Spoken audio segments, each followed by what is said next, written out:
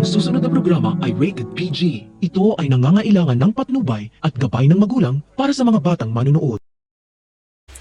Hindi akalain ni Marge na sa pagpasok nila ni Jobert sa buhay ng mga Turikampo ay malalantad ang pinakatago-tagong sikreto ni Greg tungkol sa anak niya sa labas.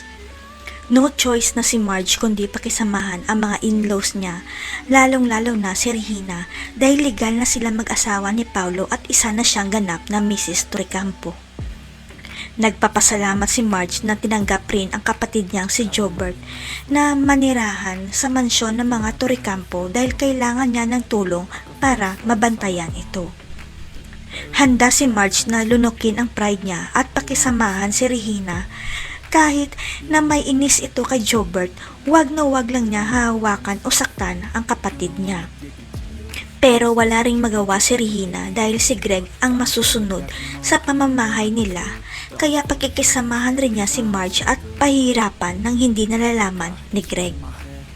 Hanggang sa nakaabot kay Greg ang balita na inaapi-api ni Regina ang kawawang si Jobert at tila nakaramdam si Greg ng pagkaawa sa kapatid ng manugang niya. Naalala tuloy ni Greg nang una niyang makita ang nanay ni Marge dahil nabighani siya sa ganda nito at sa isip ni Greg parang pamilyar sa kanya ang mukha ni Evelyn. Ang hindi alam ng lahat, manang-mana si Paulo sa daddy niya kaya siya ang pinakapaborito nito dahil pareho silang mga babaero na isang katangian ng mga Turicampo. At isa sa mga nakarelasyon noon ni Greg ay walang iba kundi ang nanay ni Marge na si Evelyn at sa tagal ng panahon tila nakalimutan ni Evelyn ang mukha ni Greg. Walang kamalay-malay si Marge na tama pala ang paratang ng tatay niya sa nanay niya na anak ni Evelyn sa ibang lalaki ang pinakamamahal niyang kapatid na si Jobert. Hanggang sa manganib ang buhay ni Jobert at mangangailangan siya ng dugo at tanging si Greg lang ang makakamatch niya dahil siya pala ang tunay nitong ama.